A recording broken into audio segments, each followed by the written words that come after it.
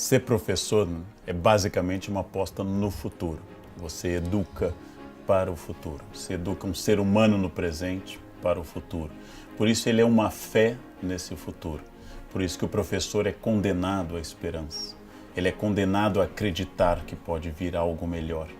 Ele está condenado a ter uma vontade que este futuro seja mais cheio de conhecimento, de estabilidade, de democracia e de igualdade.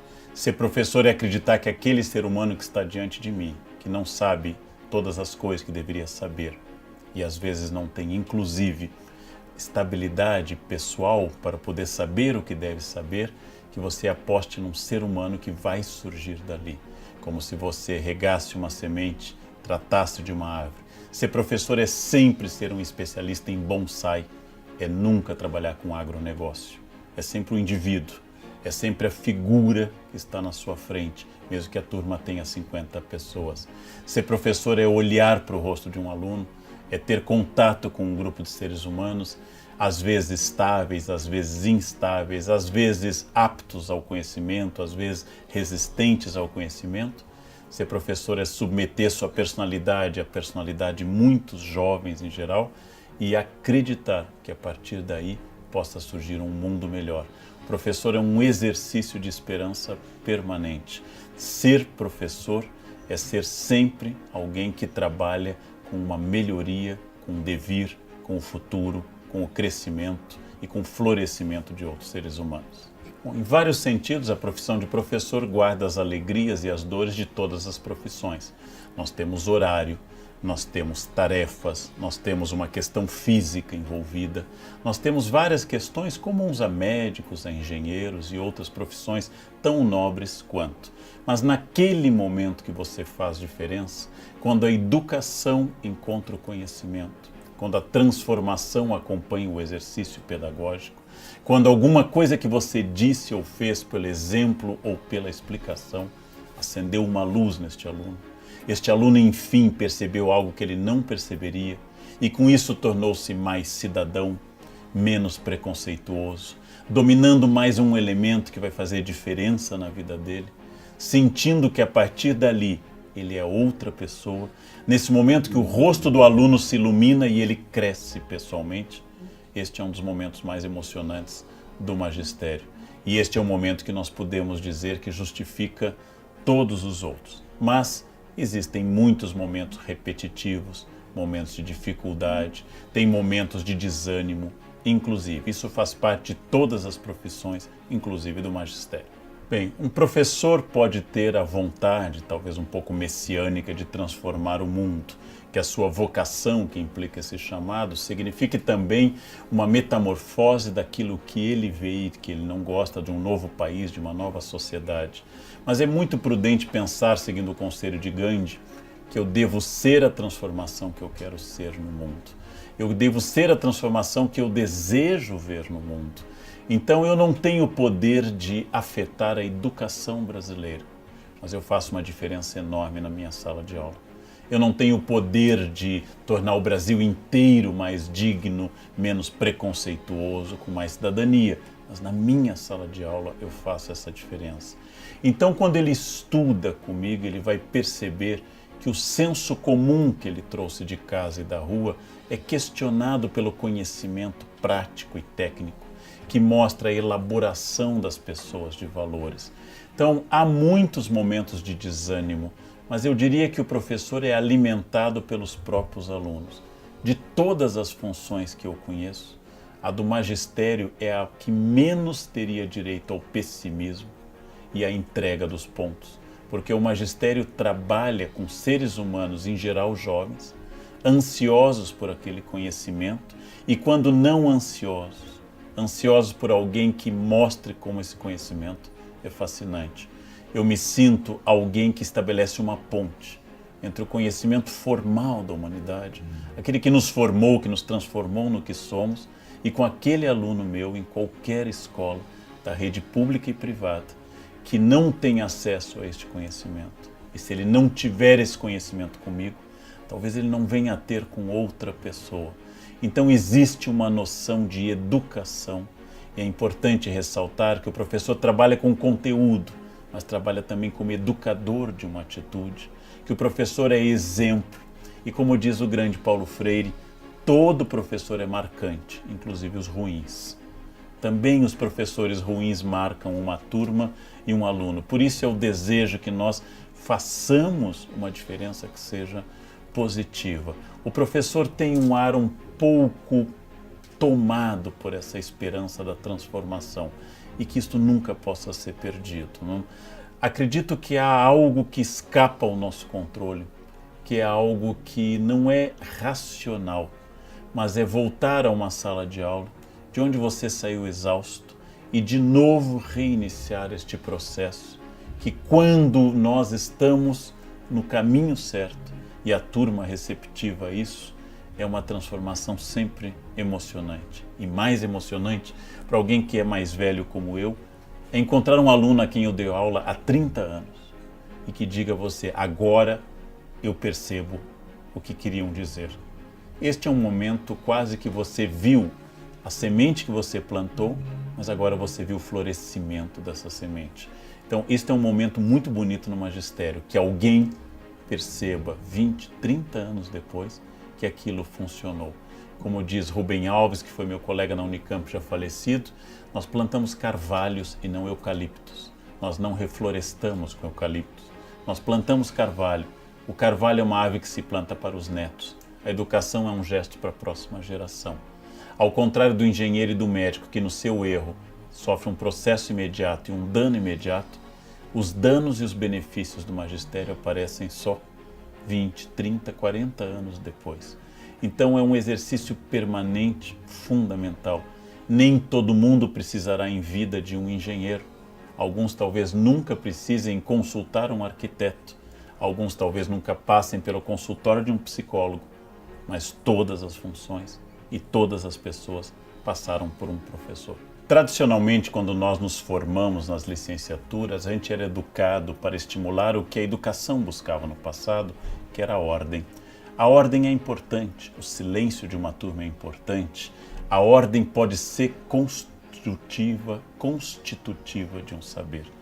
Porém, um professor aprende que às vezes existe um caos criativo, que alunos andando pela sala, procurando algo pelo pátio, que indo e voltando de uma biblioteca, podem estabelecer uma ponte para o conhecimento. Conviver um pouco com essa agitação é também parte do magistério. Quem é muito neurastênico com barulho, quem não tolera a conversa, quem se encolhe diante de gritos, deve procurar uma outra função. Porque trabalhar com jovens é trabalhar com essa instabilidade permanente. Um professor é, acima de tudo, alguém que tenha resiliência para poder fazer uma chamada do início ao fim, interrompendo 10 vezes, pedindo silêncio e voltando. E tentando mais uma vez fazer aquilo funcionar.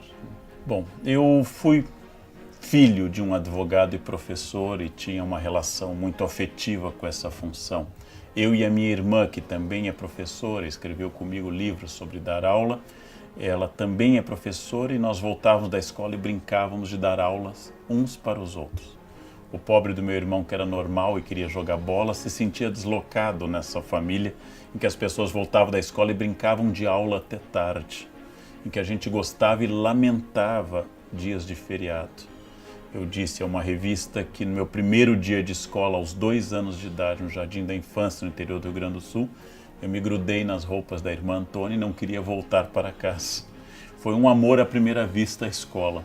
Quando eu decidi fazer História e depois Filosofia, eu decidi por uma área de conhecimento.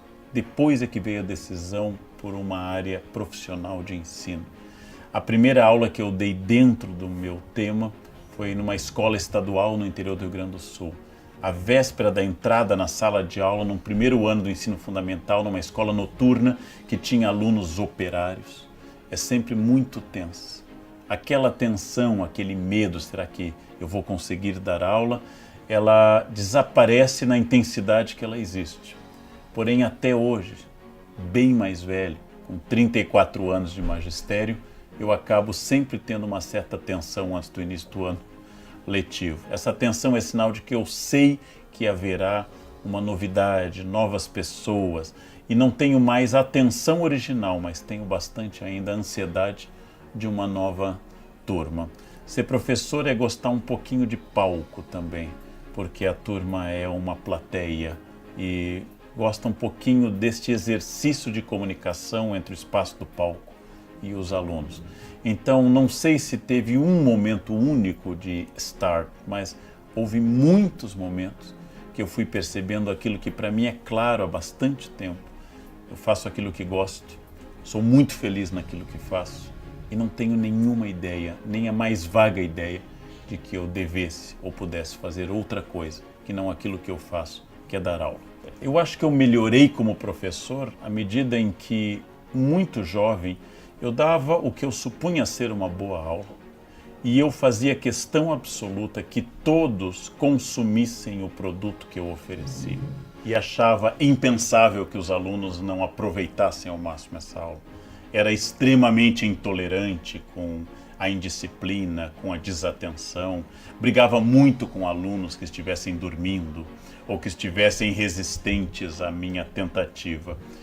Inclusive, ao fazer uma boa aula e obrigar todos a participarem, havia méritos, mas havia também um enfrentamento que tinha um custo pessoal com as turmas. O que acontece hoje, eu não tenho mais ensino médio, tenho apenas ensino superior e ensino de adultos, é que eu continuo me esforçando para dar uma aula que seja a melhor possível, a mais clara e a mais significativa.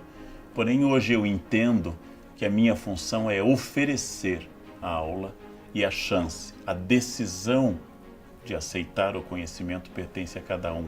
Então, se alguém hoje dorme na minha aula, eu entendo que o sono é mais importante que aquele momento e que brigar não produziria a aceitação do conhecimento, mas apenas mostraria um exercício de poder. Então, hoje eu ofereço o prato para aqueles que desejam comer e aqueles que não desejam comer, que ronquem até o dia do juízo. Eu não tenho mais a vontade e a insistência, até política, que todos estejam naquele momento. Eu acho que eu perdi um pouco daquilo que seria a arrogância da eficácia e aceitei um pouco do acaso, onde talvez eu fale para metade da turma, talvez dessa metade um quarto compreenda e talvez naquela aula 2 acendam uma luz, na outra aula outros 2, ou talvez ninguém. É preciso um pouco de humildade para saber que eu não controlo todos os fatores. Isso leva tempo para a gente aprender. Bem, em primeiro lugar, o aluno difícil é o aluno que precisa de mim. O médico só existe porque há doentes. O professor só existe porque há alunos difíceis. O aluno muito fácil, que estuda muito, é autônomo e traz todas as tarefas realizadas, não necessita de um professor. Ele tem energia própria. É o aluno difícil lá no fundo da sala, sentado de forma displicente, com cara de nojo diante da matéria. É esse que me convida a ser um ser humano melhor, um desafio maior. É esse que precisa de mim desesperadamente. Todo aluno difícil é um convite à minha qualidade, é um convite à minha profissão, um convite ao juramento que eu fiz no momento da minha formatura, de me dedicar à área e de ser um professor. Então, o primeiro conselho é ter muita atenção com o aluno difícil. O segundo é que há momentos melhores e piores, mas eu tenho que ter presente quais são os meus valores, o que eu desejo de fato fazer, porque se eu não tiver rumo, é difícil que a turma vá ter rumo. É sempre importante que a sala de aula tenha pelo menos um adulto, e é muito interessante que esse adulto seja o professor. É muito importante lembrar que o magistério é uma função humana e, como toda função que lida com os seres humanos, não existe uma fórmula. A aula que você deu no 6º ano hoje, no 6º ano de amanhã pode não funcionar. A técnica que foi um sucesso no 1º ano do ensino médio pode não funcionar à tarde, a mesma matéria, para a mesma escola. Por isso que ser professor é reinventar, sem muitas fórmulas definidas, recriar-se, matando um leão por dia, produzindo uma atividade nova, e este ato de recriação impede que a gente entre em monotonia, fazer as coisas com muita dedicação, e a aula é seu instrumento universal de transformação de uma sociedade. Sou Leandro Carnal, sou professor, Você que é professor, vista essa camisa.